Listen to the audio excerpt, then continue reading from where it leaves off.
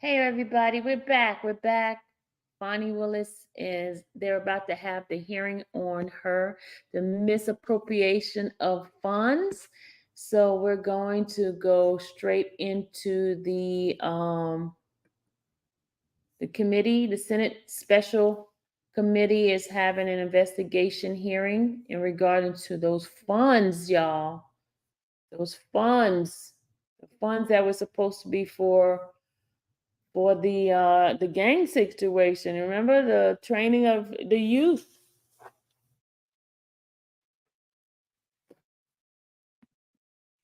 So they haven't started yet. We're waiting for it to start. It's supposed to start since 10:30. I don't know what's going on with that. So welcome everybody that is here. I had to give the new live. Tyler said Fulton County is a hot mess. Where's the feed? It's right here. Here they go. I think they starting now, y'all. I heard the podium sound. It says meetings will begin shortly. Hi, everybody that's just coming in. Hello, hello, hello. Go to Fox. It started. They didn't start on this thing here yet? Hold on.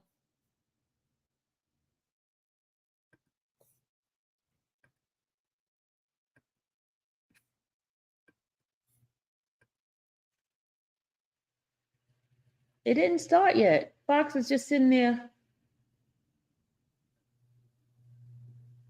Okay, let me go ahead and put it on Fox. Hold on.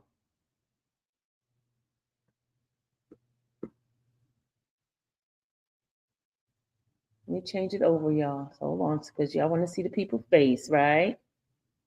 Okay, stop presenting. Present. Share screen. We're gonna do it right here. There we go, right here. Okay, still there hasn't started. See? Y'all had me change over where it hasn't even started. Y'all just want to see the people's faces, don't y'all? It still hasn't started.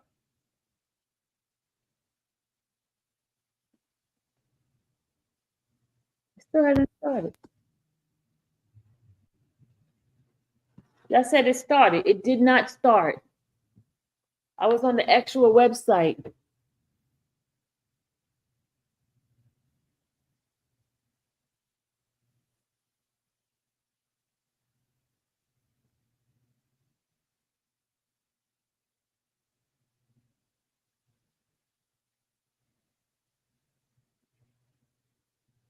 Oh, you might catch a hot mic. Okay, got you, tall glass. All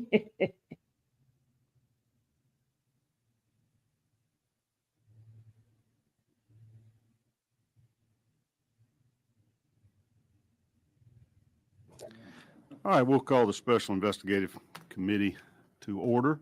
Appreciate those that could make it being here today. I know there's a lot of others that'll be looking at us online or participating online today. Senator Gooch is sick. Senator Butler's out of town. Senator Dolezal's out of town. We have Senator Hatchett's going to participate online, and I'm not certain about our other members, but we'll be looking for whatever participation we can get. Appreciate those of you that made the effort to be here today, to be here. I thought I'd go ahead and announce the date of the next meeting so that everybody can calendar that. It's going to be Friday, September the 13th. Friday the 13th. And we'll be meeting at 10:30 in the morning. One reason we're doing that is to accommodate people like Senator Kennedy, Senator Jones, and I that have some distance to travel. Gooch coming down from Dahlonega to give us time to get in the morning without, being too bleary-eyed here, so we can pay attention to the testimony that we receive. Today, we've got a couple of things on our agenda.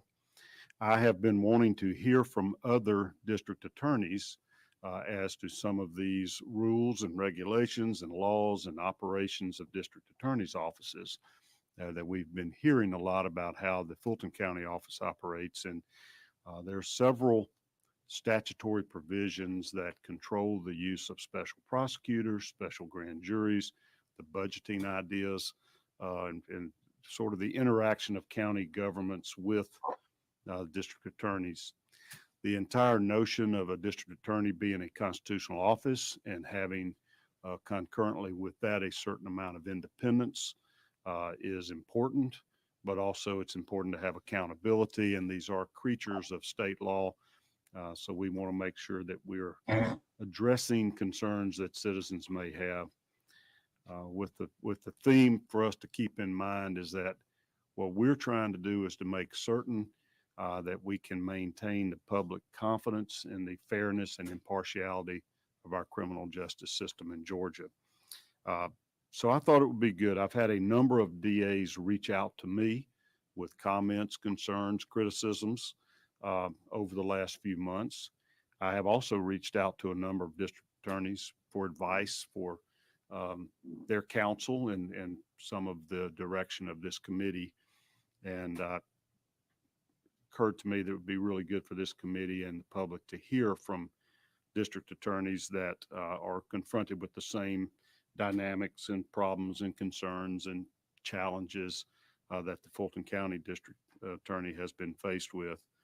This morning we have Mr. Danny Porter, who is, we'll call him a retired district attorney from Gwinnett County, probably a very much happier man now than he has. Well, how many years you served? 30 or 40 years, wasn't it? Almost 40 years as a prosecutor and 27 as district attorney. Wow. So he has a great insight and a little historical perspective and institutional knowledge on how district attorneys' offices operate, and particularly in a metro environment with Gwinnett County being his district. We also have Mr. Wright Barksdale, who's with the Okmulgee Judicial Circuit. Got a little more youth than his compatriot here. And he's in a more rural environment in the Okmulgee Circuit, and probably less resources perhaps as some of the large metro DA's offices have. And Ms. Marie Broder is the district attorney down in Griffin Judicial Circuit, is available with us by Zoom today. She wasn't able to be here. Marie, can you hear us okay? We can see you just fine. I can hear y'all. Thank you for accommodating me. I'm out of town, so I appreciate being able to join y'all on Zoom. And I see Senator Kennedy there, who's my senator for Upson County. Good morning, sir. Right. Good morning, everybody. But we're glad to have you here. So we're going to start with essentially a panel discussion, and I'm going to ask some questions and invite input from all of the district attorneys, and we'll sort of take turn. I'll act more as a moderator, I suppose, on this. I have mentioned to each of you some of my areas of concern that I want to explore, and we'll start in that manner and let you all contribute to response to the concerns and issues I have, and then I'll give you some free time to sort of express any concerns that you may have or suggestions as to amendments to current laws or the enactment of new laws that might make your jobs easier and restore public confidence in the system. This is sworn testimony, so if I could swear each of you in, if you'd please raise your right hands. You swear the testimony you'll give before this committee will be the truth, the whole truth, and nothing but the truth, so help you God. I do. You all probably used to administering that oath more than you are to receiving it, but I truly do appreciate each of you being here. I wanted to begin by us explaining to the committee and to the public exactly how the district attorneys are funded. We know about our state appropriations, but I understand it to be more of a county supplemented state program. But Danny, you having served as director of Prosecuting Attorneys Council might be the one to start with, because that's where a lot of our money flows through.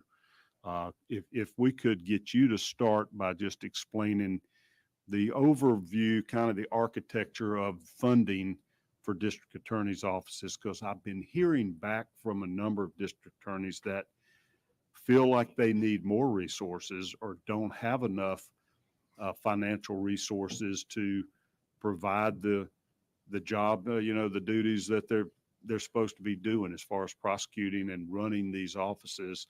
So if you could just kind of give us the framework financially, how the state of Georgia and local counties fund district attorneys' offices. Okay, think an urban or suburban circuit like mine, which was a one county circuit, is a good example of the inadequacy of the state support, because there's a formula, and I don't know the exact formula today, but when I left in 2020, the funding formula that was passed by the legislature by law and then implemented by the Prosecuting Attorneys Council is that there's the district attorney, then you get one assistant DA per judge. So for instance, when I left, we had 11 judges in Gwinnett County. So that would have given me 11 assistant DAs.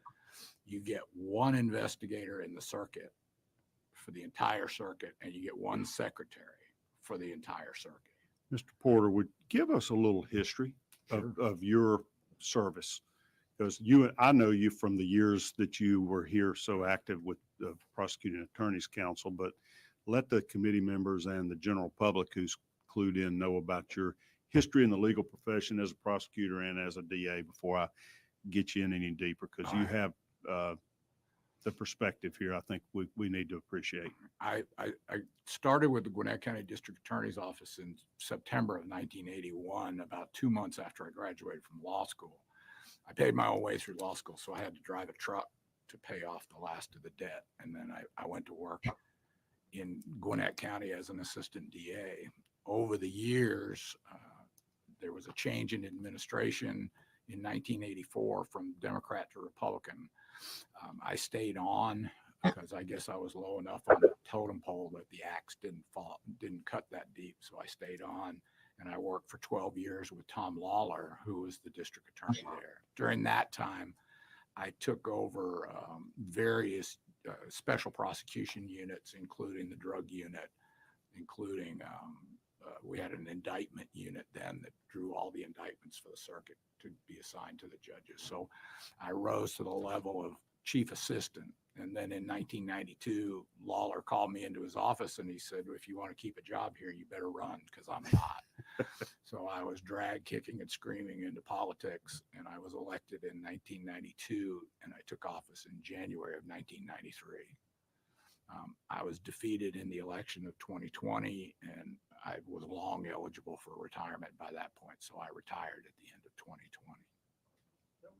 Tell us about your involvement with PAC and explain what the Prosecutorial Attorneys Council is. When I was elected district attorney, I was already friends with some of the folks that were not only on PAC, on the council, but also the administrative folks at PAC, like Pete Scandalakis and some of the folks. So I was asked to serve on what's called the Prosecuting Attorneys Council. That is a group of district attorneys and solicitors that are chosen by the memberships of the association. So for instance, the DA members are chosen by a vote of the District Attorneys Association, and the solicitor members are chosen by a vote of the Solicitor General's Association. How large is that council? Mr. Burksdale's going to have to help me. Right, we've got 3 solicitors, and I believe Marie is actually on the council. Is it 6 DAs or is it 5? She's muted. Sorry, I believe it's 5, right? Yeah, 3 solicitors and 5 district attorneys that make up the council.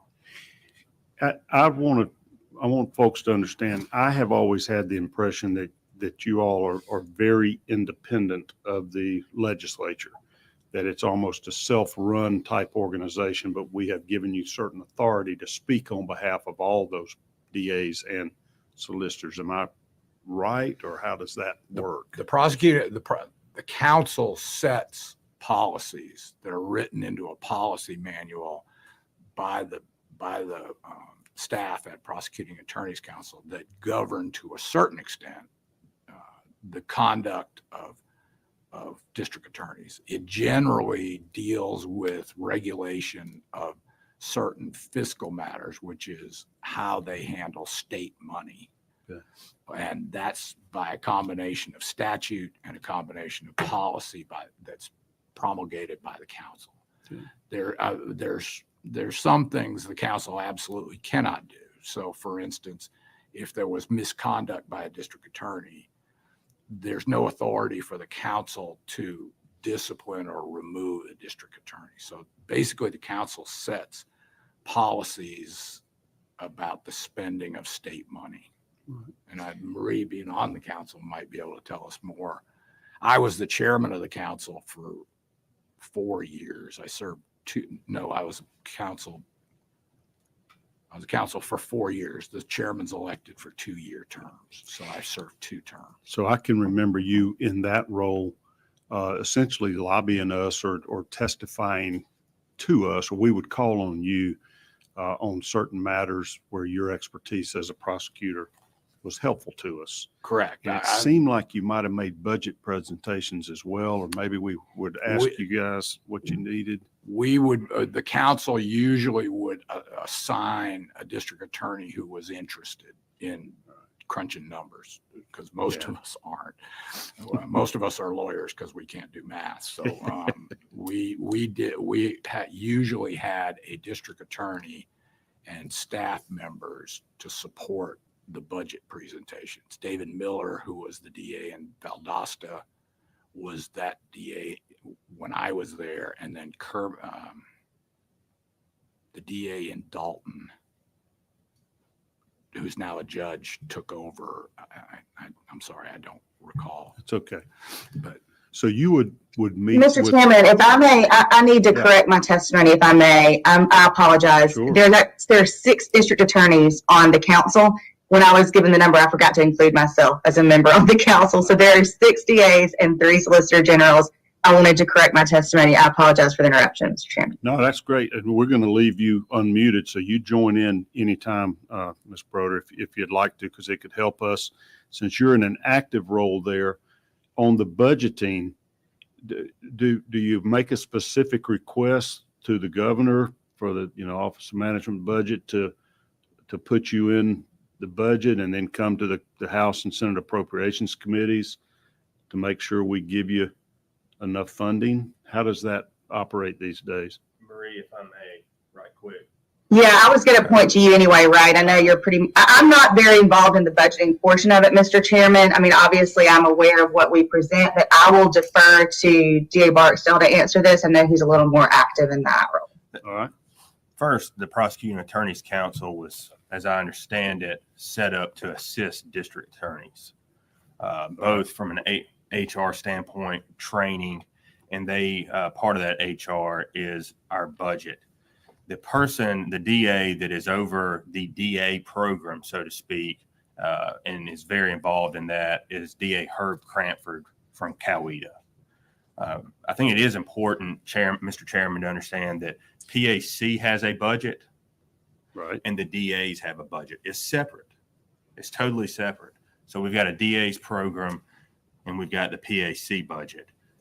What about solicitors? Is that under the same umbrella? No, Okay. sir. As I understand it, I don't have much knowledge of it, so I'll say that first. But those solicitors, I believe, get almost all of their budget from the county. All right. So when we're talking about you get assigned or funded for 1 assistant DA per judge, we're talking about superior court judges. correct. Because DAs prosecute felonies, which are in superior court. Correct. And like you're talking about Gwinnett County, you wouldn't believe how many state court judges y'all have now. It's at least 10. There's about 10. Yeah. And they don't have any DA assigned to their courts because they're handling misdemeanors. They've got solicitors. Assistant So solicitors that's there. fully county funded. Correct. That. But on the DAs, which are handling serious crimes, felonies, that's kind of the formula as far as the number of state funded positions. Correct. Well, actually, to finish out the formula, it's 1 assistant DA per judge. And then over the years, there have been additional positions added that are state funded. One of them is a drug prosecutor. One of them is It's in code Juvenile. section 15-1814 that lays out the formula. It's an ADA for every Superior Court judge plus 2, as I understand it. I've been given funding in addition to that for a juvenile prosecutor, I've also been given funding for a drug court prosecutor. I have 2 state paid secretaries. Every circuit in the state gets two secretaries. 1 investigator. My investigator happens to be right behind me because we're going to go serve subpoenas when we leave here. Okay. And I got one I might need your help with. but we also recently, and I don't know if y'all remember this, but recently you guys helped us out and gave us 1 state paid victim advocate. Okay. So there's I've got the book. So I brought Title 15 with me so I could reference if I needed today. 15, 18, 19 deals with the salary schedules. Yes, sir. And down 15, 18, 19 E1 says the council, we're talking about PAC, Correct. Shall establish salary schedules for each such state paid position authorized by this article or any other provision of law. And there's some minimums in here where we know what the minimum, but I had the impression that we have delegated to the prosecuting attorney's council the right to set the terms and conditions of employment, including the benefits and the salary schedule. And then you come seek the money from the state to fill your position, rather than us every year having to adjust the salaries of DAs and assistant DAs. Am I on track here, or educate me and our committee so we can know I would how tell it's you, done? Mr. Chairman, that the particulars of that, so that I don't misstate anything, and I'm sure Pete is watching me, but I would ask. He is. I would ask that Pete come and talk about the particulars of that, because he's going to know in more detail than I would as to that. I understand that when He's the chairman now. he's the director. Executive He is the director. director. Peter Skandalakis is our director, and I believe that he and Chris Jones will be able to give you a better picture and the inner details of how that works. All right. Mr. Chairman, before we leave this particular portion, I want to piggyback on something that Wright said that I think is important and kind of clear up if there is any confusion. So I have 4 counties in my circuit. It's a very interesting circuit. I have a relatively metro, I would consider it to be a metro county in Fayette County. Then you have Spalding County, which carries most of my crime. And then I have 2 very rural counties in Pike and Senator Kennedy's County, Upson. Okay, in Pike and Upson counties, my attorneys handle both felony and misdemeanors because there is not a solicitor general in either Pike or Upson County. So in Fayette and Spalding, my attorneys handle felonies. In Pike and Upson, they handle everything. And I think, right, your counties would be the same way. I also ran the numbers for the committee just to give you some insight into my budget. I have currently 46 employees, including myself this time. The state pays for 14 of those employees. So the counties are picking up everything else. And to break it down even further for you all on the committee, I have 15 attorneys, 10 are state paid. The others are paid for either by the counties or by a grant that we're currently getting that will expire at some point. I have 8 investigators. One of those is a state paid investigator. The rest are completely funded by the county. And that's where it really breaks down, is with your support staff. So for my victim advocates, I have 9 victim advocates. One of those is state paid. The rest are funded by a county or funded by a grant. And of note for the committee, our grants were slashed last year. I mean, slashed by hundreds of thousands of dollars. Where do they And come I'm from? very grateful for my counties, CJC. The grants from to the step state up. or the federal government? These the grants. federal grants. So that's your BOCA and VAWA grants that we get. So those were cut, and I'm very blessed to have counties that stepped up and took on victim advocate positions. So I'm appreciative of that. And finally, and then I'll yield, but for my administrative assistants, I have 14 of those. 2 are state paid. The others are completely funded by the counties. So that's the breakdown of my circuit and how the funding works in my circuit. So her job, because So who decides how many employees you have then? The state has their formula, so to speak, per DA's office, regardless of population, right? Correct. Okay. Correct. So you each, and we got 50 district attorneys in the state. Have I got my numbers right? Correct. Correct. So even though we have 159 counties, some districts encompass more than one county. Right? Most of them, sir. These Most of them, metro yes. A lot counties, of just the metro counties are mostly single circuit counties. There are some in the rural areas that are single county circuits.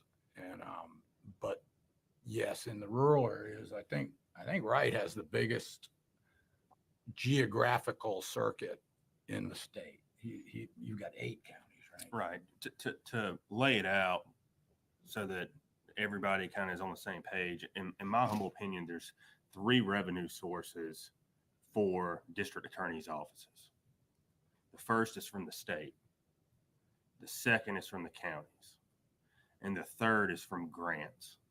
And primarily the grant funding is going to be grants that are awarded to us by CJCC. When Ms. Broder was talking about the breakdown of her office, it's important to understand that every DA's office, for the most part, whether metro or county, those are going to be the 3 revenue sources primarily: grants, county, and the state. what does CJCC stand for? Criminal Justice Coordinating Council. And that's a federal That agency. is a state agency agency. that administers federal grants. And I don't know how how members are selected. We've always worked with the staff. But to add to Wright's testimony, those are the 3 common revenue sources of every DA in the state.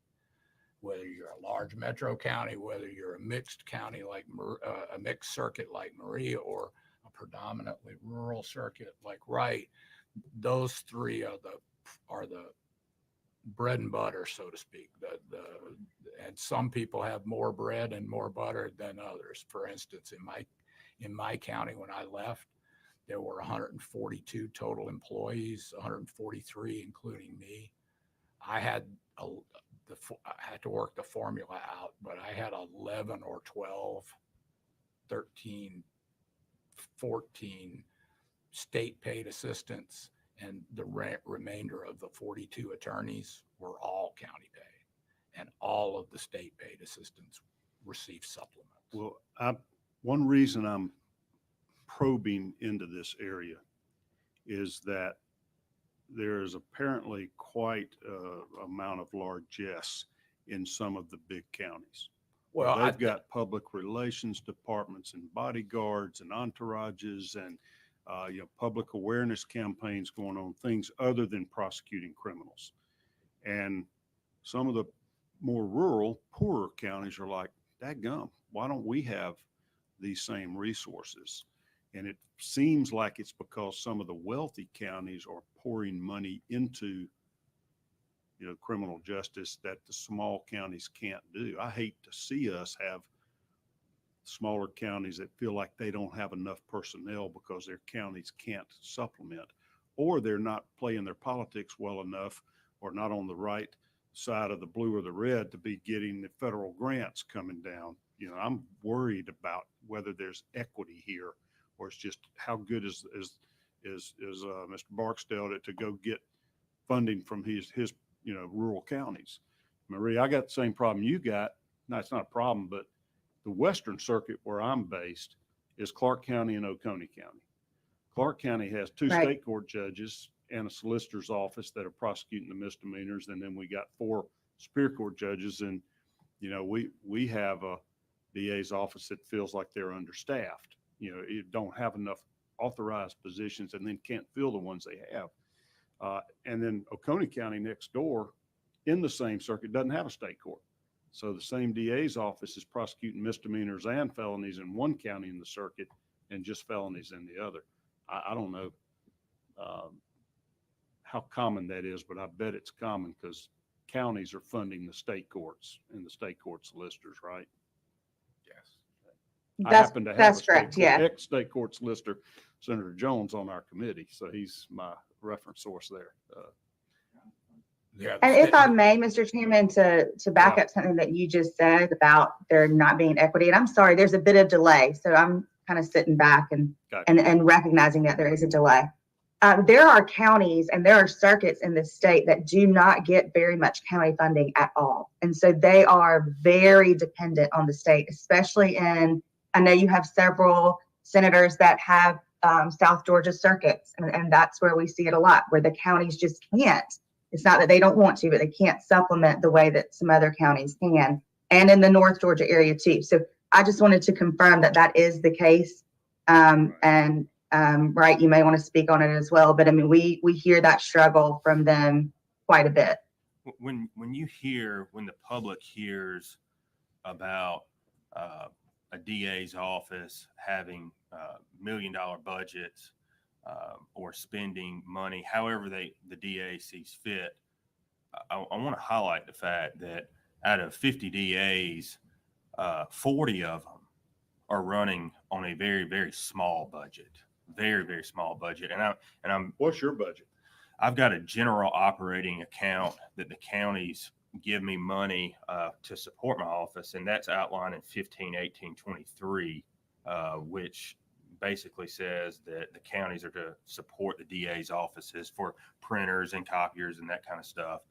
I've got in the neighborhood, it fluctuates between $28,000 and $36,000 to do everything from if a copier goes down to buy technology to replacing the tires on a vehicle.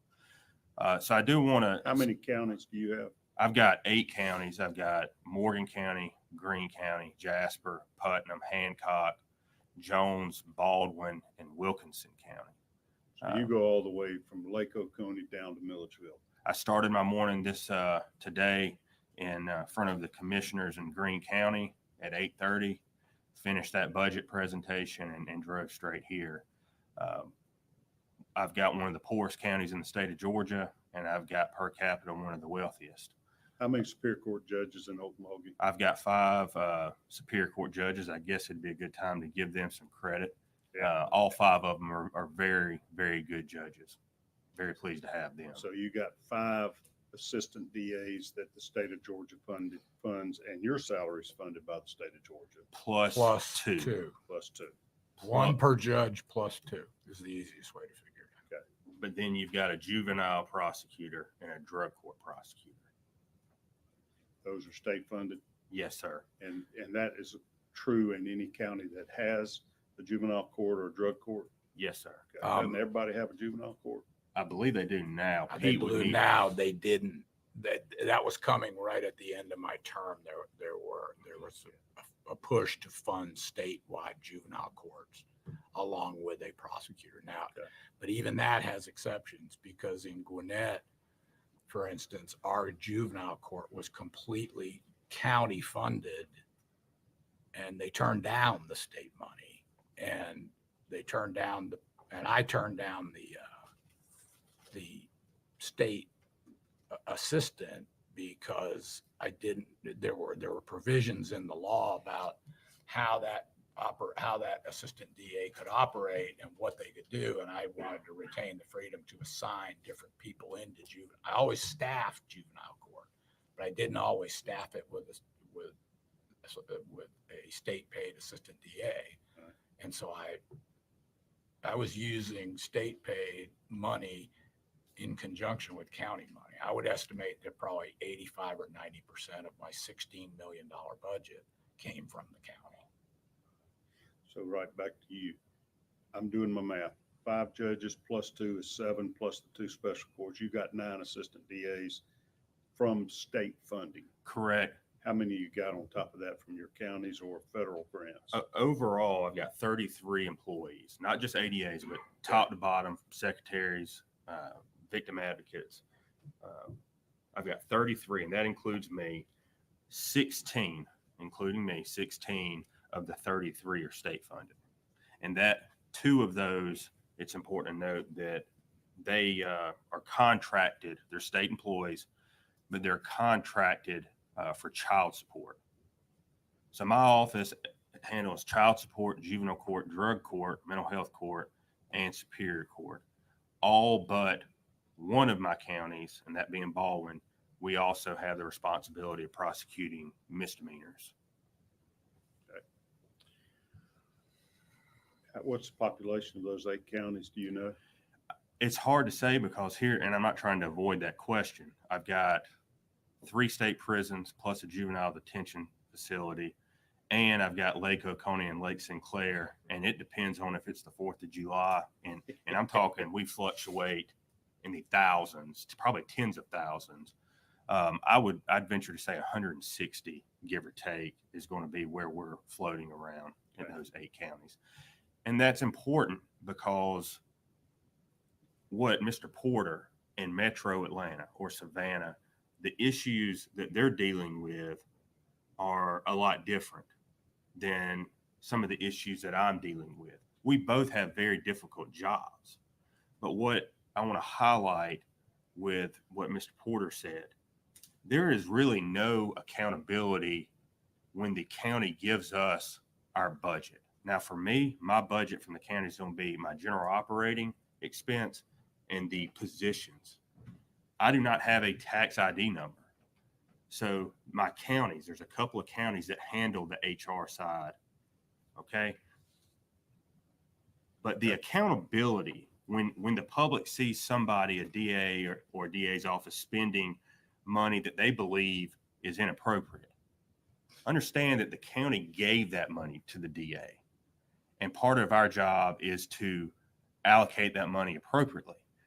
The oversight piece of that is the county can come in next year and say, we don't agree with that. But the public needs to understand the county commissioners that are giving large amounts of money to people that are spending it, however, they have culpability and responsibility to make sure that what's being spent is appropriate. And is that their only leverage? Rob Pitts was here a couple of meetings ago and expressed some frustration with the lack of accountability from the Fulton County DA's office of where they spent millions and millions of dollars that have been allocated allegedly to catch up on the backlog in prosecutions from COVID days.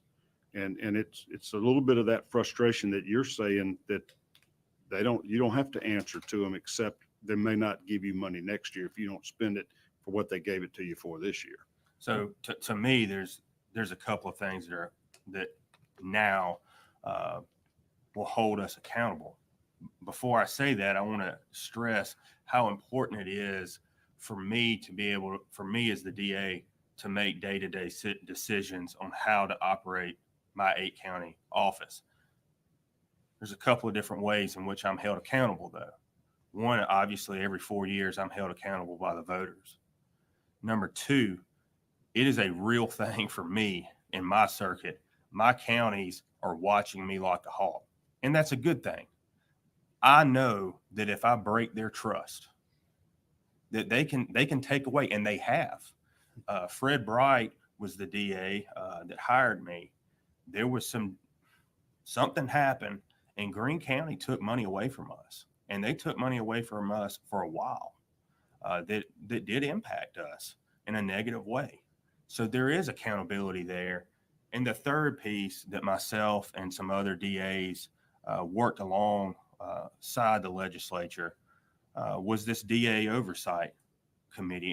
And if you look at that, if we're talking about money being spent in a way that's just outlandish or inappropriate, it may fall under one of those categories where somebody can submit a complaint to that committee. All right. So, and that's just gone live, so to speak. Correct. Okay. But I want to contrast what Wright is saying, because like I said, when I left, my budget was $16 million. My understanding is my successor last year had a budget of $26 million. But it's all the county commission. Now, in my case, the law says, case law, out of a dispute between the sheriff in Spalding County and the county commission chair, the county commission chair tried to control the purchase of vehicles, and particularly the vehicle that the sheriff was driving. And the court ruled that once the commission appropriates the money in the budget to the elected official, It's the elected officials' discretion to spend it as they choose. Now, of course, Wright's exactly right. The county could come back and say, you misspent money, and therefore we're going to cut that money out of your budget. In my case, they could also very well take away all the support they provide. So, for instance, they could say, you do your own HR, you do your own retirement, you do your own benefits, you do your own insurance, your own car maintenance, your own everything. Buy your own. There was one DA who had to buy his own toilet paper because his county wouldn't support it. So, they wouldn't provide janitorial services. So that's really when you're at war with your commission. I didn't want to do all that. So what I did is voluntarily agree with the commissioners that I would abide by county budget regulations. So, for instance, my budget went to the commission for positions and for pay on a pay scale that I set. And I told them I set it. It was approved by HR. We hired under that pay scale, and it was transparent to the county commission. And so I always abided by the county budget regulations voluntarily because I didn't want to do my own HR. I didn't want to do my own maintenance. I didn't want to do all the things that the county could do. And some of you may know Charlotte Nash, who was the county commission chair for a lot of the years that I was district attorney. To call her a hard-nosed negotiator is a small compliment. She and I and the county administrator I would make the budget presentation to them, and we would negotiate how it was going to be because I understood. And Charlotte told me more than once, you screw around, I'm going to start taking money out of your budget. And so I didn't. So it's what we really need to stress, and I think all three of us need to stress, is every single one of the 50 DAs in the state handle their funding differently. But we have broad outlines and broad, I wouldn't call them regulations, but some of us, like me, agreed totally with the idea that we wanted to work within the county budgeting system. Some don't. Some take their money and go home. And there's no, in fact, the legal authority for that is stronger than legal authority for controlling the budget. Right now, we're like every other elected official, that the sheriff, the district attorney, all of those constitutional officers are given an appropriation and have the right to spend it any way they want. Okay. So what money is distributed or allocated by the prosecuting attorney's council? There's money. The state funds that are allocated. We appropriate money directly to prosecuting PAC. attorney's council. What happens to that money that we give PAC? Some of that money goes into the actual PAC budget, the prosecuting attorney's council budget. That budget is then approved by the council, and that involves salaries for employees. It involves training costs, and it involves, they have to do certain housekeeping things too, maintenance, general operating expenses, rent, vehicle maintenance, all the things that any other state agency does. And so that money is allocated by the executive director. It's voted on by the council, the budget is. Then there's the DA budget. The DA budget basically pays the salary. It does all the salary and benefits for state paid employees, including district attorneys. So that money is allocated in accordance with law by the set salaries. And it also is distributed. Benefits are paid for. Retirement funds are put into their accounts. Okay. So So let me, I'm I'm not going to spend this whole meeting on This- budgets, but I wanted to make sure we understood the funding sources and kind of how it goes. And I know you got something you want to say, right? I'm going to tell you all a couple areas I want you to give me some flesh out for me. Go ahead and ask your question. No, first. I just want to make, you asked about the state budget, and Yeah. I asked Pete about that. 99% of the DA program budget, 99% is tied up in salaries. So I just want to make sure you knew when you And- say where does that money go, 99% of it. What does the state pay in salary per DA? I know that I make a little over 130. I think it's 133. From the state of Georgia? Right. That can vary if you don't have a drug court. Right. Because I believe I get 5 or Supplement, 6 yeah. for having a drug court. I was on the criminal judicial council. I forgot what we were called, Nathan Deal's thing. And we were trying to incentivize counties to do drug courts, and that was the carrot. Right. And everybody took the carrot, Right. which We is good, appreciate the public carrot. policy, because now we got drug courts addressing those issues in every circuit. I believe every single circuit. So is that salary, let's call it 133, that is the same in every circuit, correct? The state funded portion. The state funded portion is the same for every single DA. I do want to provide context. It is the lowest pay in the Southeast. It's good to know. And I think that's important. I just want this committee to understand that You're all not of our- whining, you're just educating. I'm doing both. I'm doing both. You're doing great. All right, now, on top of that, do counties supplement district attorney salaries? Some. Okay. It Okay. depends. Mhm. Okay, So for instance, when I left, I made, at that time, the DA salary was $128,000. And I made a $48,000 supplement from the county. very similar to Superior Court judges. Correct. What do y'all think about the fairness of that? You're the poor boy from the country. Bree, I don't know what you make. I mean, I'll speak on Y'all working. just Yeah, as I'll hard. speak on this, Mr. Chairman.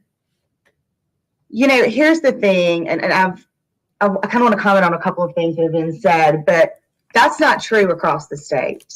Counties are not supplementing their district attorneys across the state. I get a very small supplement of just around $15,000 from all four, that's 4 counties combined. So that's my supplement from all 4 counties.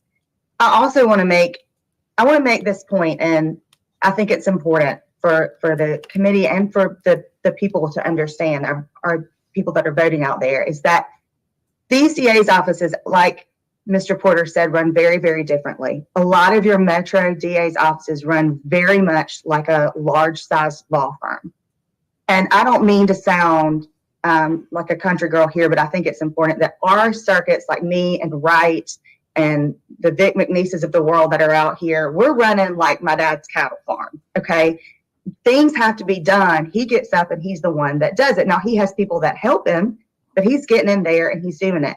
Right now, and even Danny, you were still trying cases. We're still trying cases out there. I mean, I'm trying a case at the end of August. I'm trying a murder case down in Upson County, because when the judges come in and they schedule court all over the place and everybody's in trial, I'm getting in there and trying the cases. So I wanted the committee to understand that it's very different around the rest of the state. And I did want to humanize a little bit of the load that we're asking our ADAs to carry, the ADAs that are getting paid on this scale that frankly is very low.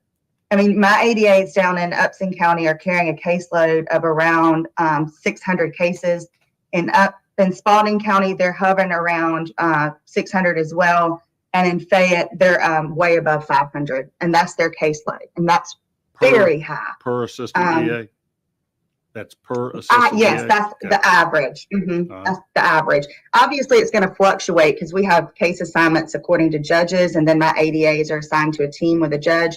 But that's the average. That's about where they're hovering, and that's just, it's a lot. But I mean, I've already asked so much of my counties, and so we're doing what we need to do. But I wanted to throw that in there to kind of humanize it a little bit for y'all before we moved on from this topic.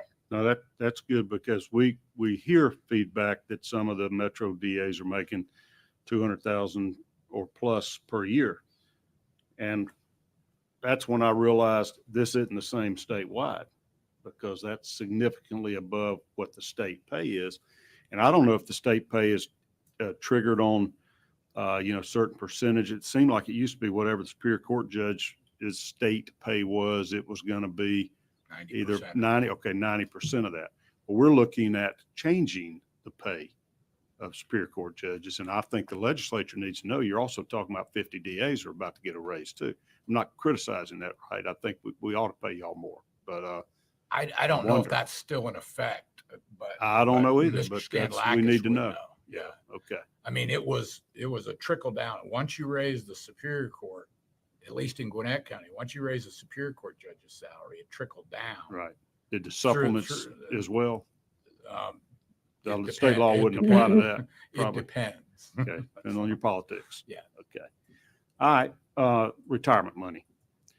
I've got the code in front of me, and it basically says district attorneys or who are members of either the district attorney's retirement system or the employee's retirement system of Georgia be entitled to receive service and sick leave, et cetera, et cetera.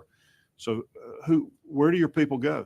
I mean, district attorneys, I guess, have your own separate retirement system if you want to participate in it.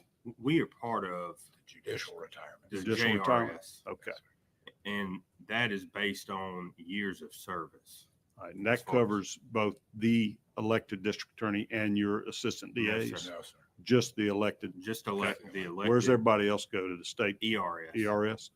All right. So what about the county funded positions? Do they get retirement through ERS, or the county have to fund them? The county will fund that unless, and this is one thing that we've not talked about, and there's a code section for it that explains it.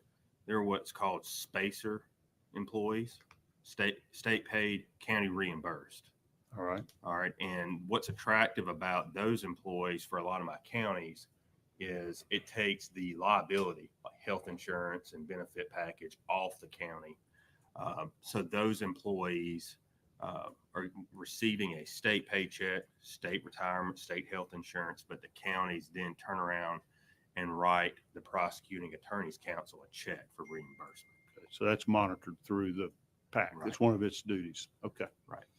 Now, I also know, and I'm still stuck here on 15, 18, 19 for my lawyers up here that are keeping up. The PAC sets forth all the sort of uniform policies, rules, regulations, et cetera, for employees. And I don't know whether that's voted on by the DAs or adopted, but I want to believe that these policies and procedures for employees of district attorneys' offices are uniform statewide, but I don't know. Are they? Are you required to comply with what the council has put out as what they ought to be? I know that the prosecuting attorney's council puts out a best practices suggestion. Okay. But I want to highlight again how different some of these offices are set up based on the individual needs. The DA's offices, honestly, are kind of like Georgia as a state. You got Atlanta and everybody else. And I say that with all due respect. Everybody's got pros and cons, but I don't know that you could put in place policies and procedures that would apply to my office that would be a great idea for a metro office, because it's just night and day. I've got 8 counties. I've got people riding all over the place, covering court every which way. It's just a really tough thing. For example, I thought about implementing a time clock for all my employees. And then when I realized how difficult that might be and expensive, we chose not to do that. I let one of my attorneys, who's got 30 years worth of experience, work from home one day a week. I've got to monitor that on our tracker system and make sure she's doing what she's supposed to do. But in a small area like I operate in, it's difficult sometimes. I don't mean any offense to Irwinton, Georgia, I love Irwinton, Georgia. I grew up 30 minutes from there. But I don't know how many people in the room right now want to live in Irwinton, Georgia and work there. And so the struggle I have is I've got people that work for me that live in Athens and Macon. If you take Brad Rigby's circuit down in below Houston County, I mean, he's got some places that the Dollar General is the Wally World. I mean, it's it. So when you talk about these procedures that PAC or somebody could try to put in place for the offices, I think you would have a very difficult time crafting policies and procedures for each individual office because we're operating so differently. Well, but PAC, the council does put out policy and procedures, and there is a policy and procedure manual, but it deals primarily with fiscal issues. For instance, there was a problem with absenteeism at one of the trainings long ago, but it was a training issue, and there was a problem with people who would sign up for classes that they didn't go to and try and get CLE credit for it. And the council members, the PAC staff all recognized it. So we passed a rule that said you had to go to 85% of the classes before you could claim reimbursement. That rule was enforced by the staff at PAC. If they can report to the council that there's a violation of that rule, then the council will go to the DA and demand repayment of the reimbursement. That's where the problem comes in terms of the council's authority is if the DA tells the council to go pound sand, then there's no enforcement of that policy. There's no way to enforce the policy. I'm picking up on that because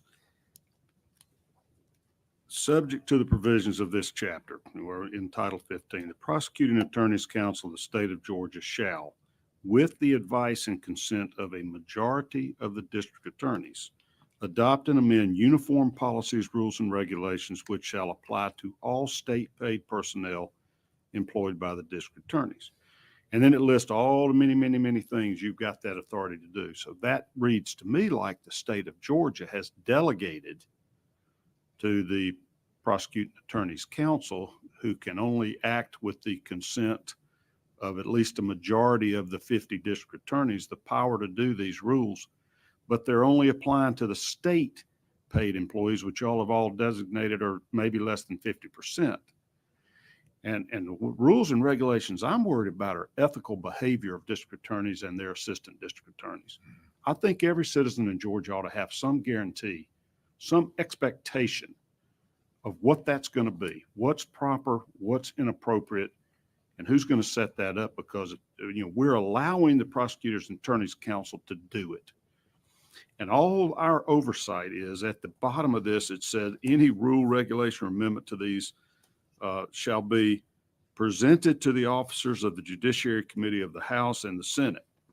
Well, I'm an officer. I'm vice chair of the Senate Judiciary Committee, and I don't remember anybody from PAC ever showing me rules and regulations or changes for me to be advised of. And I guess we don't have power to approve them or disapprove them. No, we're just put on notice of them so that if we disagree, if the inmates are running, the asylum here, then we maybe ought to be stepping in here. And that's part of the role of this committee, is to recommend if we need uniform state laws and procedures, ethical boundaries, guardrails, or whatever, or fair pay or whatnot. I'm processing this in my head, how it works. And that's kind of what I'm getting, is that we have delegated it basically to the district attorneys who are acting through PAC. Through the county. Yeah. I would agree. I would agree with that. But I think when the statute was passed, it stopped short of building in any enforcement. True. And so I think over the years, the council has taken the position that all we can control is the money, which is a similar position that the county commissions are in, is that their enforcement is the fiscal matter. So the rules, which I did leave out the step there, the council proposes the rule changes, or the staff at PAC proposes a rule change, and it's submitted now electronically for a vote of the DAs. And Okay. then if they don't all approve, it was more common to have. So what if 26 approve? Are all 50 bound by it, or are Yes. these non-binding guidelines? Well, they're as binding as the enforcement power that the council is given. Which So is very limited. yeah, there's really no. You can talk about, oh, you can cut their money off, but for instance, how do you collect money that's owed? Is the council the entity that is supposed to sue the district attorney to get reimbursed on payment of training expenses that were abused? There's no thought to what goes beyond the finding of impropriety. Yeah, I wanted to add that one of the ways that PAC, when I came into office, there was a large bill that my office owed. And Pete was very, very kind, but it was understood that if I didn't settle that debt, that all of my spacer employees would be cut off. They weren't going to agree to do that. So we nickel and dimed ourselves to pay that. As the DA of a circuit that is primarily rural, I don't believe I have a whole lot of say at all. And what I mean by that is just like when we sustained those large cuts in our grant funding that funded our victim advocates, I was just told, right, you're going from a little over 350,000 down to 170. And Pete and the PAC staff will tell you that I had a conniption over it. Yeah. All right. I don't have as much influence as one would think as it pertains to HR, budget, money. I just don't.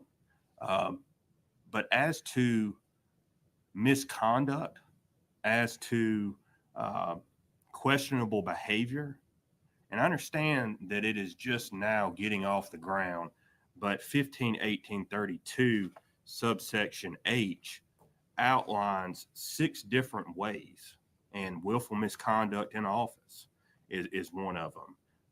Willful and persistent failure to carry out your duties pursuant to 1518.6. Knowing conduct prejudicial to the administration of justice, which brings the office into disrepute.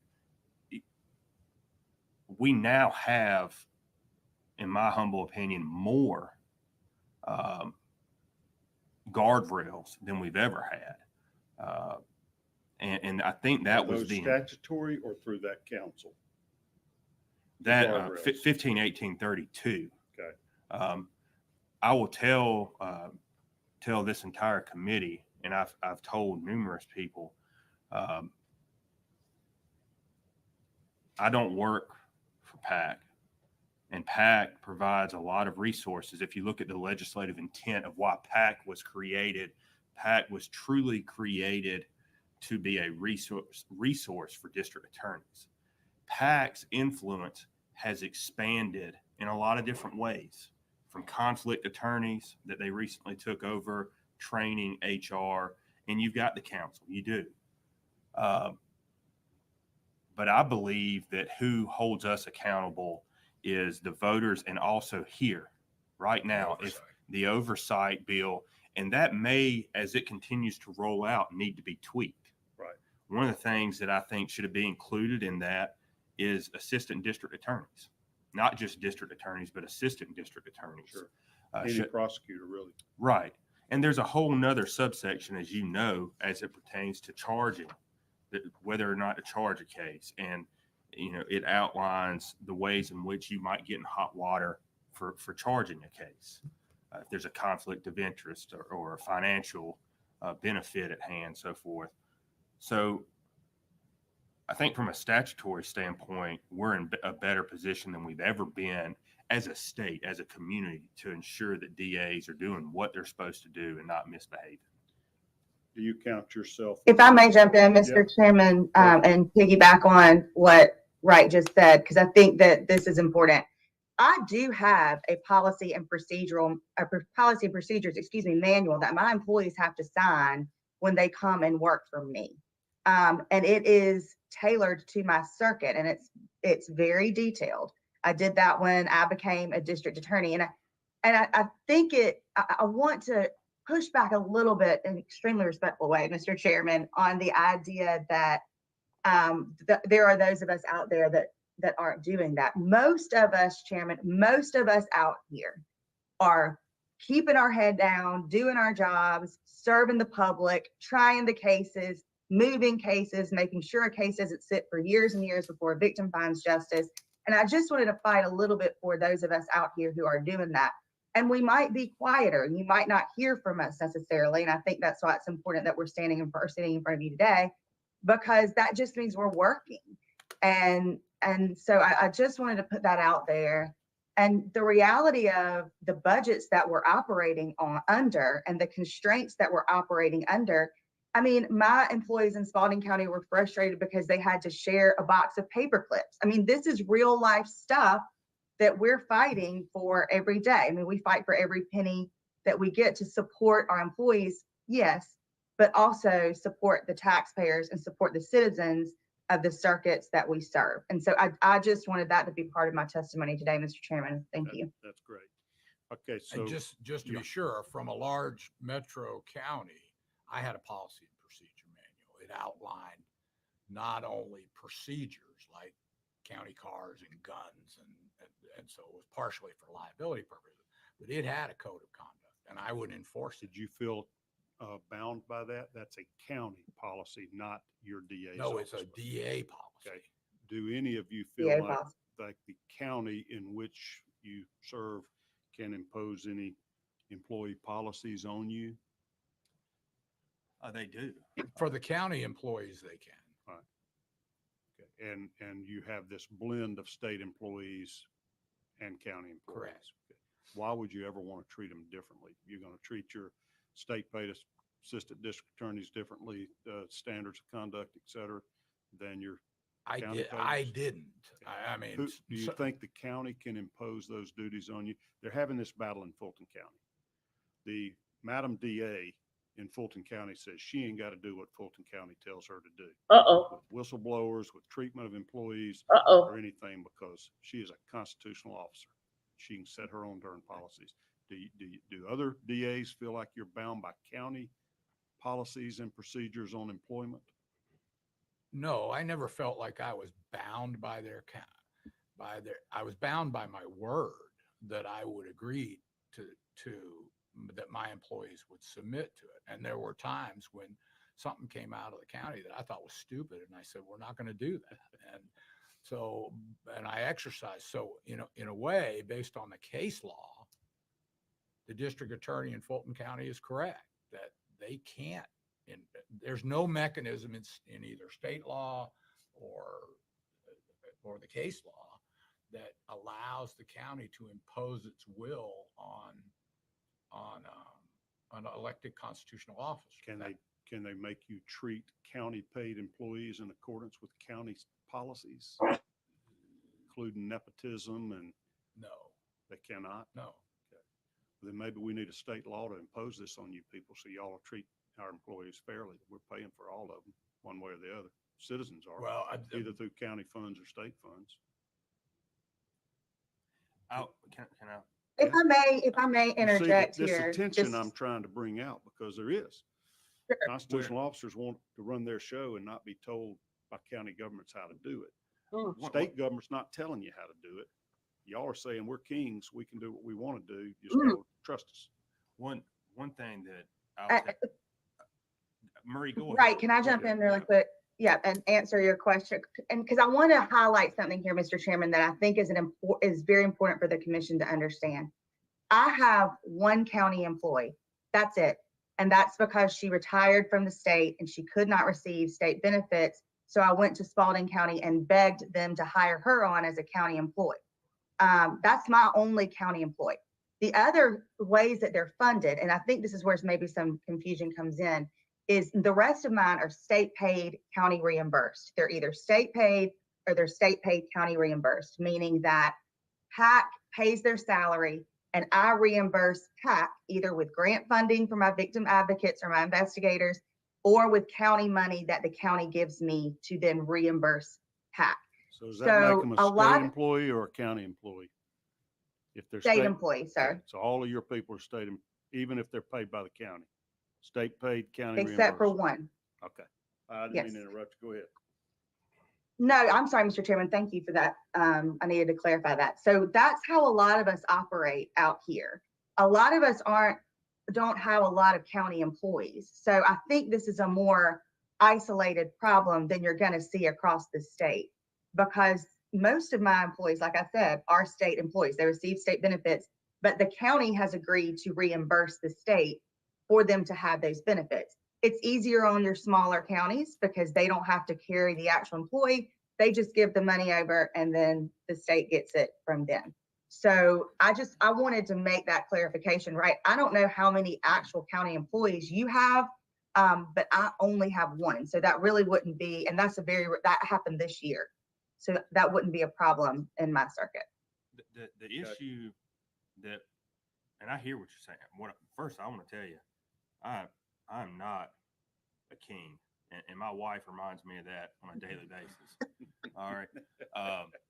The problem that I have, and I'm fine. Look, I'm fine with whatever. It doesn't bother me. The problem I have is I have 8 counties, and I'll use an example. There are certain holidays where Jones County and Wilkinson County take the holiday, but Greene and Putnam and Hancock County don't. And so if I get 8 counties with 8 different operating and procedures or how employees, most of my county employees have to sign certain county handbooks and that kind of thing. And I'll tell you, that's the complicating issue. If I had my magic wand, how would this all improve and be great? Is that for the DA's offices to be 100% funded by the state of Georgia. Practically speaking, that would be an astronomical price tag. But that would be a wonderful thing for me in my office, because right now, what you're highlighting is why I started to have gray hair. Is I've got 8 county budgets, 8 county sets of county commissioners. I've got the state legislature. I've got PAC. I've got, a lot of people. And when you get a lot of people in the room, it's very difficult at times because they may define things differently. And it's hard to comply with whatever that is. I'll tell you this. I did not fire her. I asked her to resign. My best trial attorney. I asked her to resign because I caught her in a lie to one of my judges. I will tell you that I personally have had to make a tough decision as it pertains to my employees. I had one test positive for THC, fired her on the spot. There are time and time again where we've got to make tough decisions. I'm certainly fine with oversight, but to have a clear set of directives is what I'm asking. I can only speak for me. What are those directives? And that's kind of what I'm probing, and I'm playing a little devil's advocate here with y'all. Don't perceive me as being antagonistic. I'm very concerned that we don't have any universal, consistent codes of conduct for prosecutors. What are the ethical guidelines? What are the fair expectations of our citizens? And I'm seeing the reason is because, as far as I can tell, they're only bound by the disciplinary rules and ethical guidelines of the State Bar of Georgia that apply to all attorneys. I don't see where PAC has ever enacted any. And what I'm hearing is, even if you do, you can't enforce them. And I'm hearing you also say counties can't enact them on us because we're kings and queens. And I'm saying that joking. You are constitutional officers. You are elected by citizens. Your positions are created by the Constitution. And for good cause, you need to have independence. Senator Jones would agree with me as an ex-solicitor. You don't need us meddling in your business. But as far as ethical guidelines and expectations, what the public deserves so that they can have a feeling that they're going to get fair and impartial treatment in the criminal justice system, which to me is more important than the civil justice system where we're just trying to sue you for money. The criminal system, we're going to put you in jail and take your money as a fine. You ought to have an expectation that the people in there that are prosecuting you and the judges that are ruling over the cases are going to be bound by universally accepted and understood ethical guidelines, and that the guardrails, as we're talking about. Senator, that Yeah. I had left before the passage of the oversight bill. Right. It's brand new. It's Yeah. brand new, and I'm hopeful that it will develop into something as robust as the Judicial Qualifications Commission, right. the JQC, which does enforce ethical and conduct guidelines against judges and has been very successful with it. And I'm hopeful that this age, and now a lot of DAs don't support it, but if you remember back when the JQC started, there were a lot of judges who didn't support it because no constitutional officer willingly submits to a limitation or of the authority they're granted by the Constitution. Nobody wants to do that. So yeah, I'm not arguing against guardrails. I know, but you're helping flesh out what's an underlying tension, particularly in Fulton County. Can Fulton County impose ethical guidelines on prosecutors? It would be my opinion based on the case law that no, they can't. When you talk about, I also want to highlight, I want to highlight, Danny, real quick too, that I just want to reiterate that that's a single county. So for those of us, if you said the county can start implementing their particular restrictions on the district attorney, you got to think I'm over here with Fayette County, who has a very different set of needs than my Pike County or my Upson County people. And I want to reiterate and back right up on something because I think this is important. When it's budget time, for those of us with multiple counties, I'm going to the Fayette County County Manager, the Spalding County County Manager, Pike County, and Upson County, and I'm meeting with all of them and then presenting to the commissioners that want me to present to them. So I'm getting checked at the state level. I'm getting checked at the county level. I'm getting checked, all over the place. So I just, and I know Wright's the same way. So I just want to kind of draw back the lens a little bit from just a single county. Sorry, Danny, I didn't mean to interrupt you. I have been thinking about that as well. So one of the other issues that's come up is procurement guidelines. County personnel guidelines we just discussed is about as deep as we can get. We can't solve that problem today, but we can highlight that is a problem. The other is county procurement guidelines. There was an audit done in Fulton County recently, which was highly critical of the district attorney's office. And part of the reason is that the district attorney's office essentially wrote them a letter saying, we've got prosecutorial discretion that allows us to hire any expert witnesses or special prosecutors that we want to. And you can't tell us what to do. And there's some worry in Fulton County that DA's office has extended that to buying other goods and services, that they don't have to have fair bidding procedures in place or whatever, that they can do what they want because they're not bound by those procurement processes, even though they're funding all of that peripheral spend, everything other than salaries. And I'd love any feedback y'all have on that, is what input should or can a county have on you in the procurement policies? well, as the former representative of a large county, I would say that I was pretty typical of people of my generation, is that we voluntarily submitted to follow P-card usage guidelines that were promulgated by the county, purchasing rules. And in fact, they have a purchasing department that you just say, I need a computer, and you call them up, and then they do all the bidding and searching for other items. Now, if you ask me under current law, could I have been forced to do that? My answer would be probably not. Okay. Well, that's what Dexter Bond, and who's kind of the number 2 guy in Fani Willis's office, said. He wrote to the auditors in Fulton County and said, the ability to contract these services are left to her own discretion, and no one has the authority to challenge this discretion. Basically, go take a flying leap, Fulton County. I'm going to do what I want with my procurement. And you think legally she's right. You could do that, maybe not politically wise, but Right. I mean, I think legally that under current law, that is a somewhat inartfully put, but correct position. But I think he's right. okay.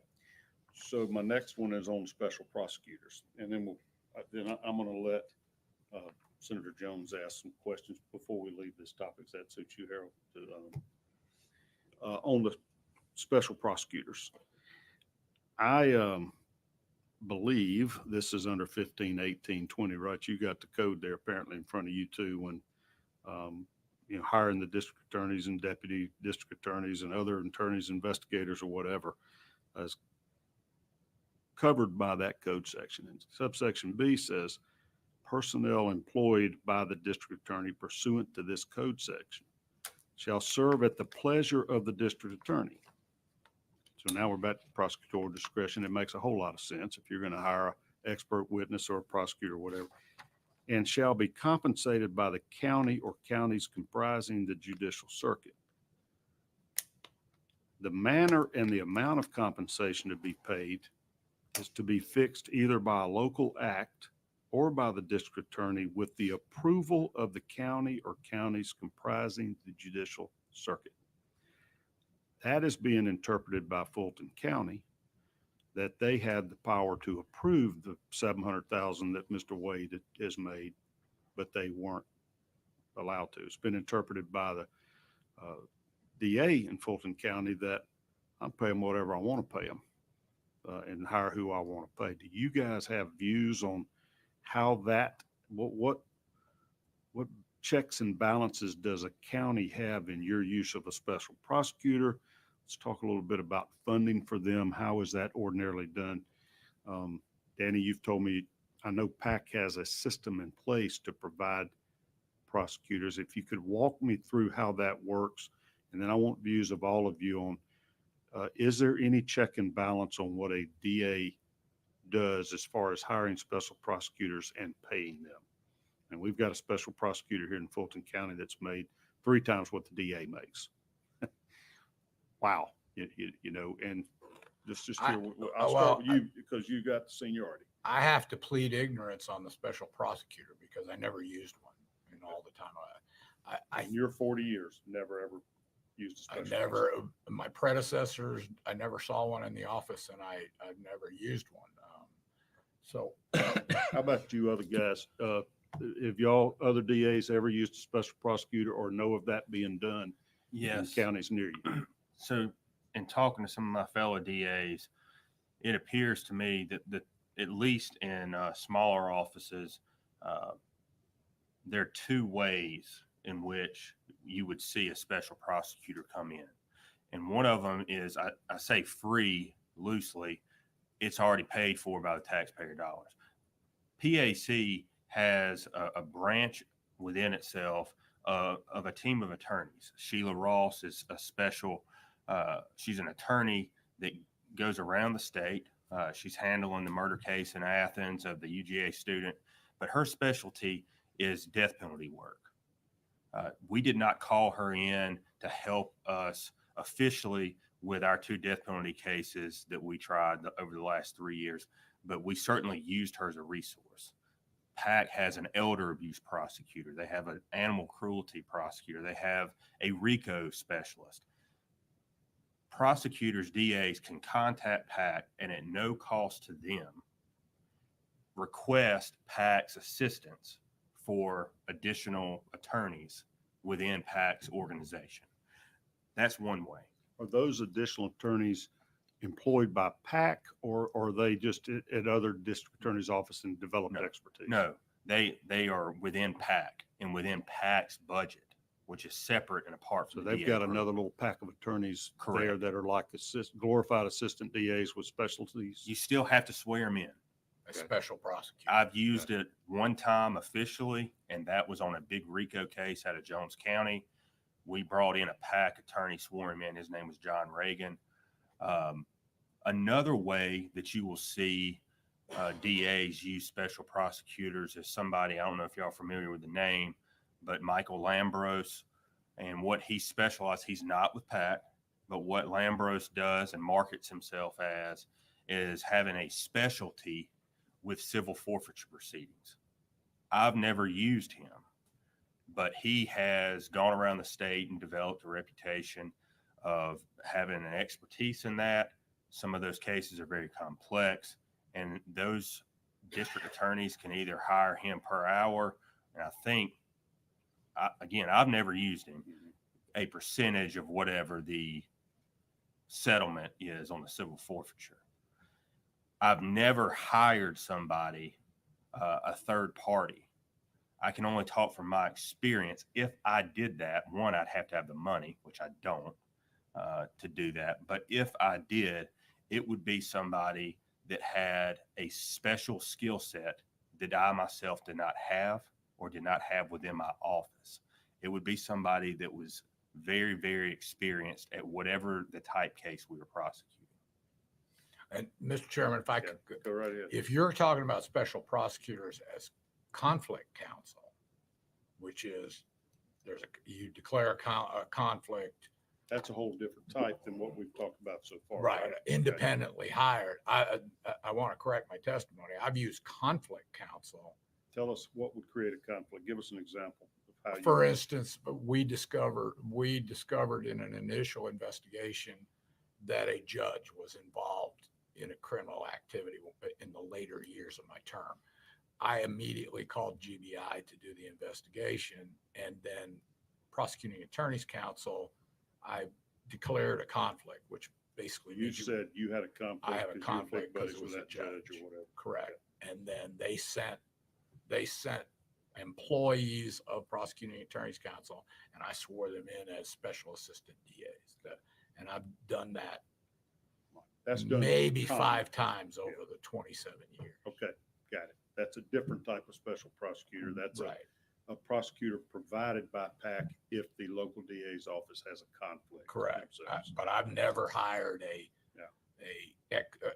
expert prosecutor that is there to be like an assistant DA that has a skill set that, like John Floyd is a RICO specialist.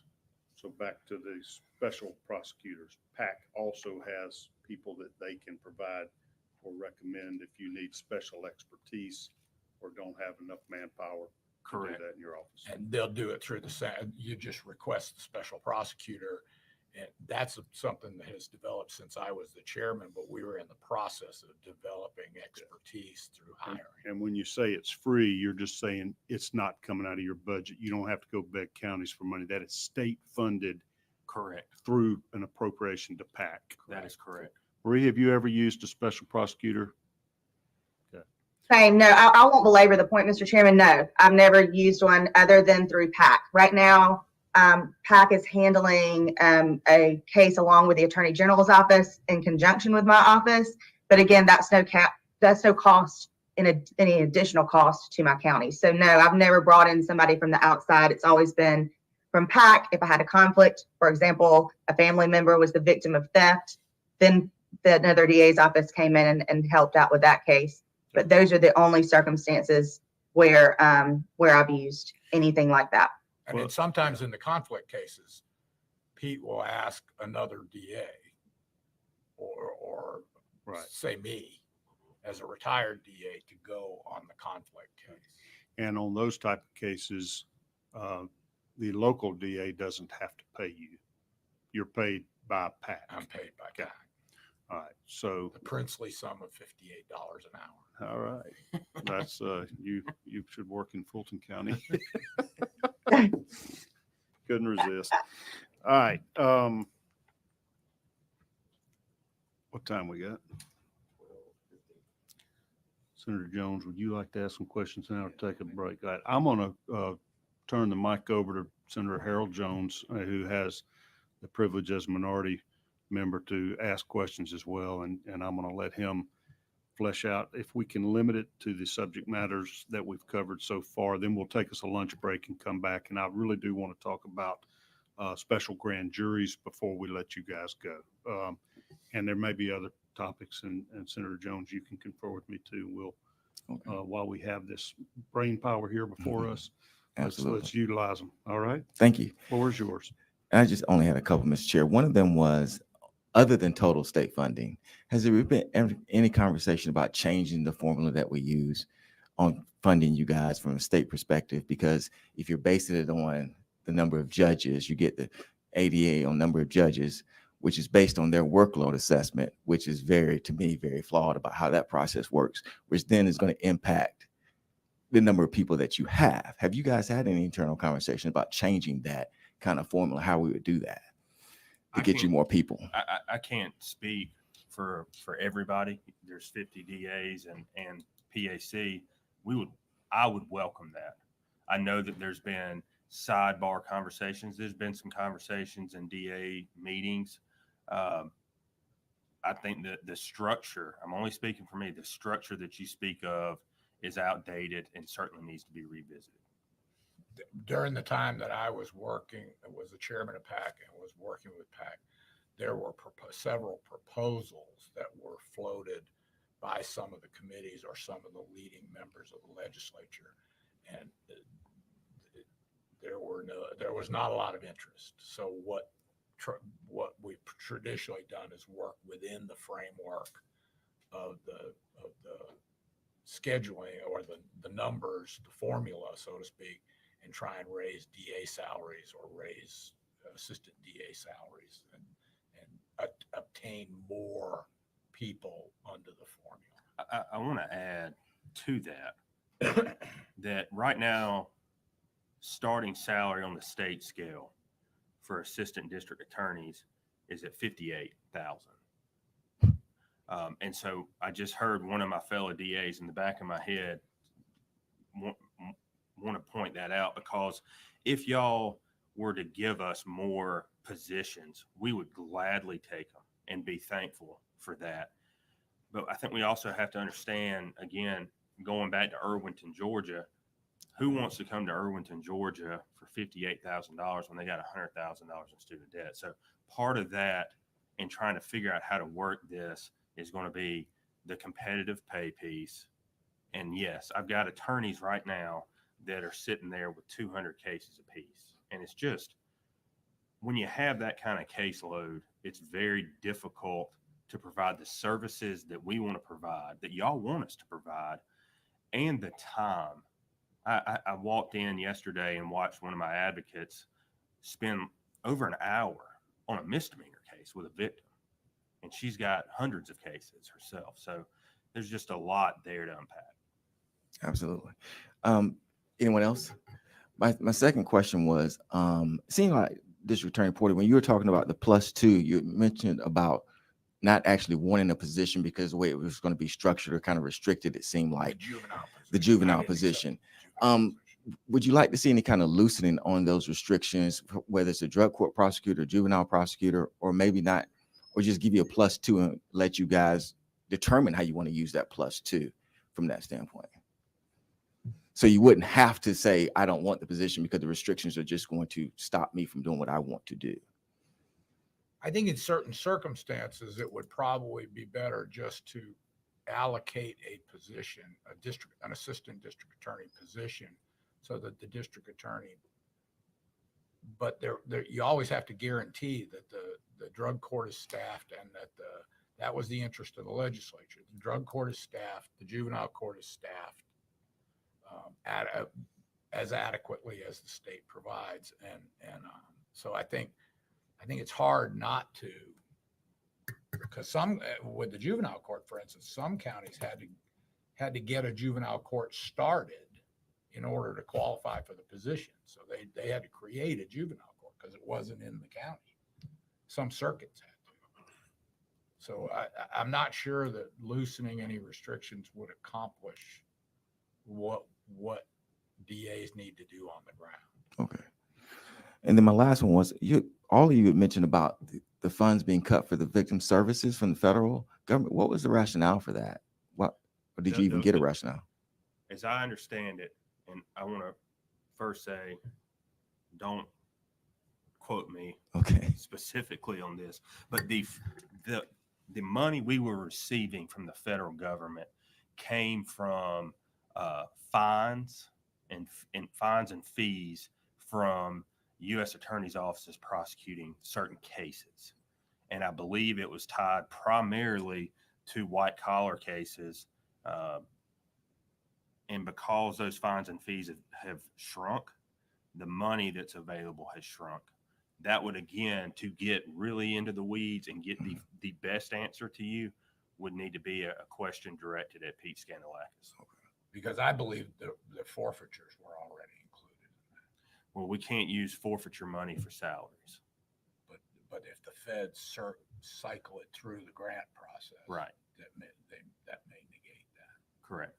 But that also brings up, there is a fourth source for some DAs, and that's forfeiture money. And that there are restrictions, there are reporting restrictions, there are spending restrictions that are codified in state law. And some DAs get a tremendous amount of forfeiture money and some don't. And it varies. But that cannot go towards salaries. You can't use it for salary. But there have been times where that forfeiture money, unfortunately, has not been spent correctly, in my humble opinion. It's got to be for training, supplies, vehicles. But now a vehicle doesn't mean a Range Rover. I mean, a vehicle means something practical. That's my opinion. Yeah, that's all I have, Mr. Chair. All right, thank you, Senator Jones. We're going to take a lunch break, and we have lunch provided down in the Senate mezz, which is down the stairs right at back entrance. There's, if you would please give preference to committee members, witnesses, and my favorite court reporter first, but others, press, and those in attendance are welcome to partake.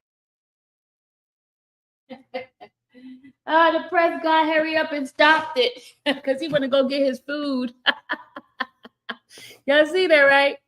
The press guy, hurry up and stopped it. Oh my God, they went and stopped. He stopped it so quick because he want to go get some food, y'all. I wonder which one of it. It's probably who's his name? Fox guy. I know who he is. He said, "Me go get food." He just like decided to go get food. But guys, I'm not gonna finish watching this because I'm getting ready to go down to the courthouse because I'm gonna there's something that was brought to my attention. And I am going to go check something out, and I'll bring you back the 411. But I will be going on Mr. Williams live today at 4 o'clock. I want to get down to the courthouse because there's some documents I need to go review because I have to be there in person to get it. And I will be bringing you back the information, okay? It's something that somebody brought to my attention, and I wanted to get the document for it, and I'm gonna bring it to you. And it has to do with the YSL. Yeah. Brandy brought it to my attention, and I saw it, and I forgot to mention it before about it, but Brandy brought it to my Southern Brandy. Shout out to Southern Brandy, but she reminded me of something she noticed, and I have to get some documents regarding it, and I got some 411 to bring to you guys, because you know me, unless I have the actual stuff, the document, the paperwork, I won't bring it to you guys. I know stuff, but I can't say anything until I have something to back up what I'm saying to you guys. You get what I'm saying? You got it? So I got to go down to the courthouse to get the document. And don't forget to sign in. Oh, what? Hold on. That's not it. Is that it? Is that Mr. Check to see what I just put in there for you guys. I think that's Mr. Williams live for tonight at 4 o'clock. I'll be over there. But in the meantime, guys, I'll be back on. I got some good stuff to bring to you guys later on. Yeah, Weinstein dropped another motion because he's requesting for the he's requesting hold on a second.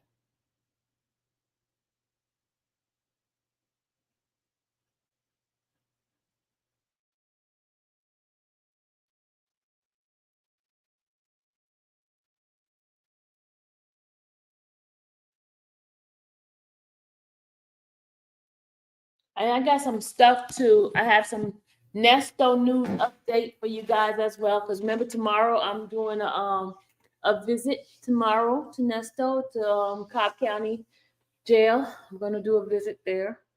I got Nesto update news for you guys. Those who's been pushing me. Hey, where's Nesto news? Where's Nesto news? Where's Nesto news? Where's Nesto news? Well, I'll be talking about that later on today. But I gotta go to the courthouse. I gotta go get my documents, because every time I put a request into these people, man, they be taking their time. It's days later, and I need my stuff right away. I need my stuff right away. They be taking too long with my stuff. All right. So I'll check you guys later. All right. See y'all. Got work to do, guys. Remember? Work, work, work. See you later.